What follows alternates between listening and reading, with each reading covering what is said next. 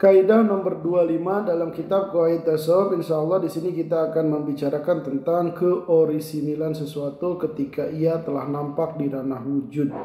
Kira-kira apa yang akan terjadi? Nah, biasanya akan muncul para pembenci, para hater, KW, imitasi, yang justru semua itu bukan malah memadamkan hakikat tersebut, akan tetapi justru mengangkat dan memperlihatkan kejernihan dan kejelasan hakikat yang muncul di ranah wujud tadi.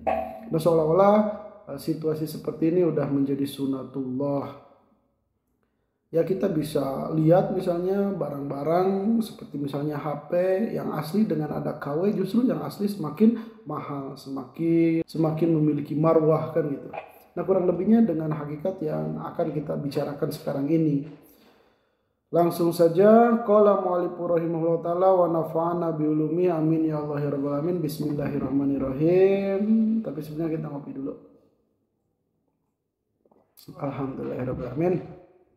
Ma jaharat haqiqatun qattu fil wujud illa kubilat bid'awa misliha. Tidaklah nampak hakikat sesuatu sama sekali di dalam ranah eksistensi, ranah wujud, ranah keberadaan, terkecuali dia itu akan menerima klaim dari tandingannya. Kata misli saya terjemahkan dengan tandingan, karena untuk dikatakan serupa atau sama kayaknya kurang pas, karena yang namanya imitasi atau KW ya dia itu bukan hakikat binafsil amri, secara nampaknya saja dia mirip.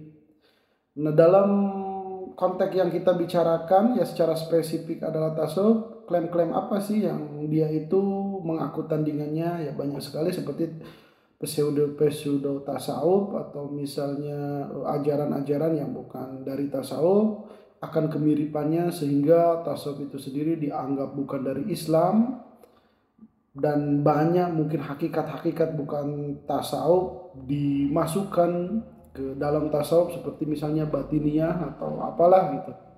Dan di sini musannif segera melanjutkan dengan kemungkinan tersebut, wa irkhali ma laisa minha aliha, dan memasukkan sesuatu yang bukan hakikat ke dalam hakikat. Jadi seolah-olah ajaran Islam padahal bukan. Wa wujudi takjibiha, dan adanya para penentang atau para pendusta, para pengingkar, para hater.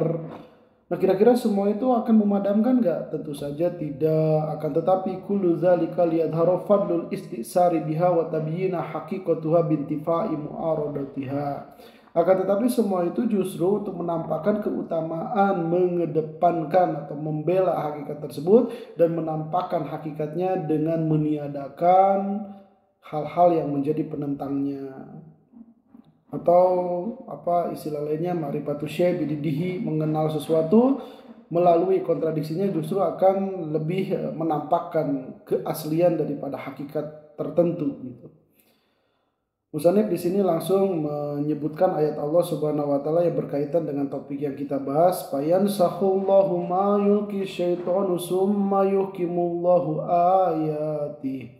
Maka Allah akan hapuskan apa yang dilemparkan oleh setan, kemudian Allah sempurnakan tanda-tandanya. Nah, kaidah umum ini akan senantiasa berlangsung sesuai dengan estafet kehidupan. Maka di sini musannif menghubungkan hal tersebut dari si pewaris dan penerima waris. Musannif mengatakan walil warisi nisbatun minal maurus, dan bagi si penerima waris ini dia ada hubungan dengan apa yang diwarisi.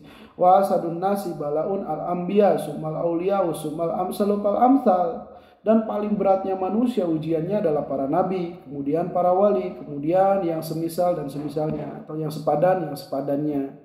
Nah, dari tingkatan tadi musannif kemudian mengikatnya dalam sebuah pernyataan, innama yubtalar rajulu ala qadri dini. Pastinya seseorang itu diuji mengikuti kadar agamanya. Bagaimana dengan para sufi? Lalu musannif mengatakan, min sama kana al hadza tariqi mubtalina bi taslitil khalqi awalan wa bi ikramihim wasaton wa bihima akhiran. Maka dari sana ahli hajat tariq, para sufi, mereka itu akan diuji awal, akhir, dan tengahnya. Di awal dengan apa? Taslitil khalqi, dengan campur tangannya manusia, seperti penolakan, pengingkaran. Lalu berikutnya ujian berikutnya yang berada di tengah-tengah, wabi ikromihim, dengan pemuliaan dari makhluk. Dan justru di sini penerimaan yang di dalamnya itu adalah ujian, di mana kira-kira para sufi akankah dia itu terpedaya dari tujuan asalnya atau berpaling gitu, sehingga dia itu merasa gurur, tertipu dengan banyaknya jamaah yang mengikuti, sehingga di sini para sufi apa bisa al-i'rad anil maksud goer maksud, berpaling dari tujuan itu bukan tujuan.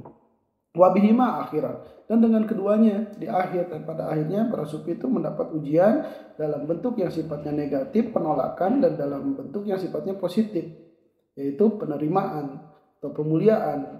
Dalam situasi kondisi seperti ini ya tentu saja ada hikmahnya.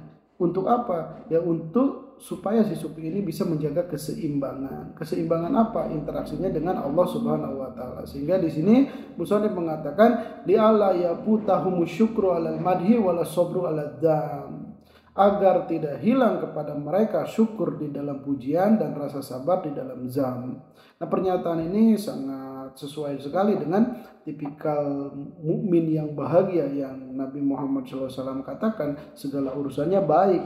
Kenapa demikian ya? Karena mereka itu hanya ada di dalam dua sisi, yang keduanya Allah Subhanahu wa taala kehendaki, yaitu sabar dan syukur. Nah, begitupun dengan ahli tarik ini, dengan adanya ujian-ujian yang disebutkan tadi, jika mereka bisa menguasai situasi tersebut, maka keberadaannya ada dalam keseimbangan yang Allah Subhanahu wa taala restui.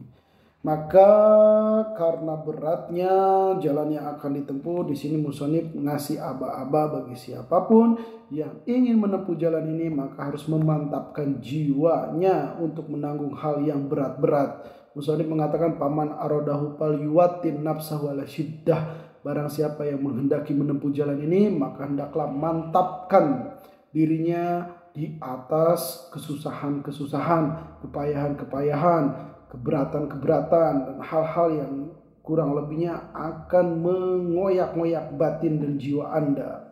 Tetapi semua itu bukanlah persoalan, karena orang-orang sufi di dalam dirinya memiliki kekuatan yang dahsyat yang terkandung di dalam ayat-ayat Allah Subhanahu wa taala.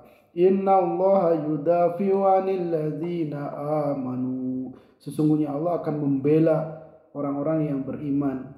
Wa may yatawakkal 'alallahi fahuwa hasbuh. Barang siapa yang bertawakal kepada Allah, maka cukuplah baginya Allah. Secara pembahasan cukup jelas, apa yang kita bahas tidak perlu lagi disimpulkan atau apapun. Pahamilah. Wallahu a'lam bishawab.